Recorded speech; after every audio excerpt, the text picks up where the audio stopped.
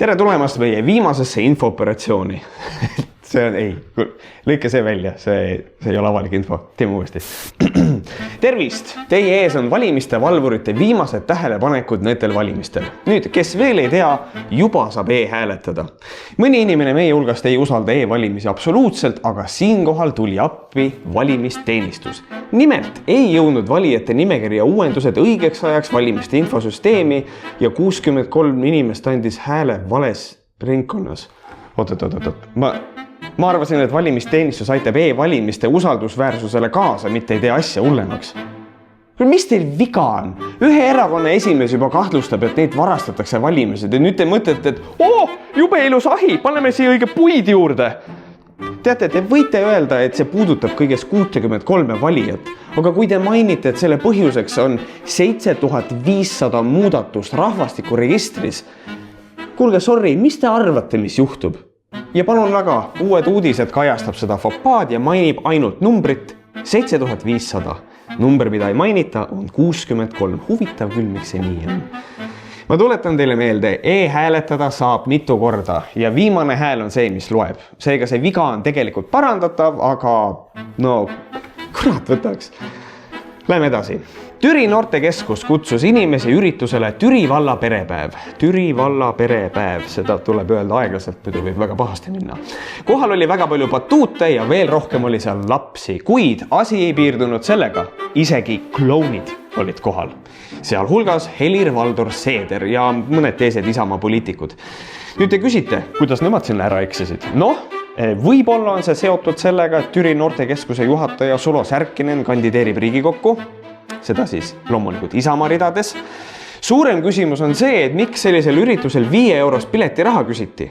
Tegelikult see vastus on väga lihtne. Kui me kiikame ürituse Facebooki lehele, loeme sealt selle skeemi tegelikult välja.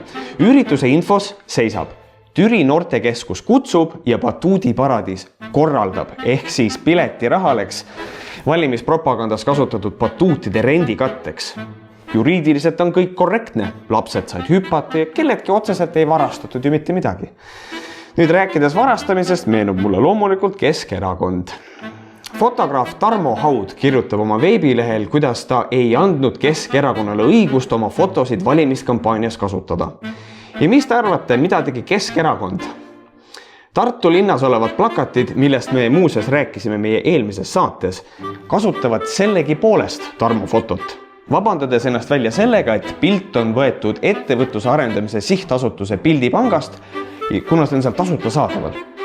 Litsents aga teeb ettekirjutuse, et see on tasuta ainult siis, kui pilti kasutatakse turismi edendamiseks. Nüüd ma ei tea, võib-olla on Keskerakonnal tõepoolest plaanis jätkata turismi ettevõttena ja nad kutsuvad turiste vaatama siis vaatamisväärtuste asemel hoopis oma liikmeid, nagu kunagi näidati tsirkuses inimesi, kes olid teistsugused. Kui kogu see lugu on nii, nagu Tarmo Haud väidab, ei ole see tegelikult valimiste heatava rikkumine. See oleks sellisel juhul juba seaduse rikkumine ja siinkohal oleks vast sobiv ka kritiseerida valimiste heatava teksti, mis ei nõua erakondadelt eraldi, et nad peaks järgima seaduseid, sest et see tundub lihtsalt iseenesest mõistetav. Olgu mainitud, et Keskerakond on analoogse bardakiga ka juba enne ühe korra hakkama saanud. Tekib küsimus, Keskerakond, kes siis veel? Valimiste hea tava näeb ette, et välditakse valija hirmutamist. Olen sellele tegelikult ühes eelnevas saates ka viidanud, aga tuleb välja, et on vaja uuesti rääkida.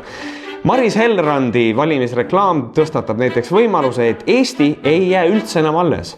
Nüüd me ei saa välistada, et Marisel läks lihtsalt sassi, et mis erakonnast on ja ta võib-olla hakkas suure hurraaga Eestit päästma, aga siis ilmus välja ka Kaja Kallas oma reklaamiga, kus seatakse kahtluse alla Eesti kuulumine NATO-sse või Euroopa Liitu, juhul kui valitsuse peaks moodustama EKREIKE.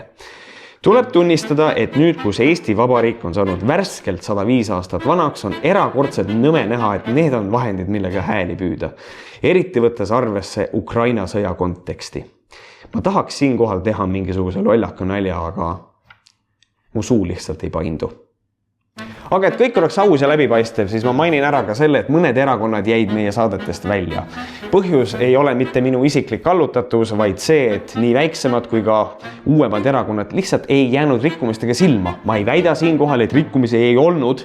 Ma ütlen, et meieni need lihtsalt ei jõudnud. Aga nüüd kõige tähtsam sõnum. Palun minge valima ja valige seda inimest või seda erakonda, keda te tahate. Põhjendus ei ole ka oluline, sest et Eestis on valimised vabad. Ma tänan väga, et te mind need 4 korda välja kannatasite ja ma tahan tänada ka neid, kes mind üldse välja ei kannatanud, aga ikkagi millegipärast suure vihaga vaatasid. Aitäh, minge valima ja elagu Eesti!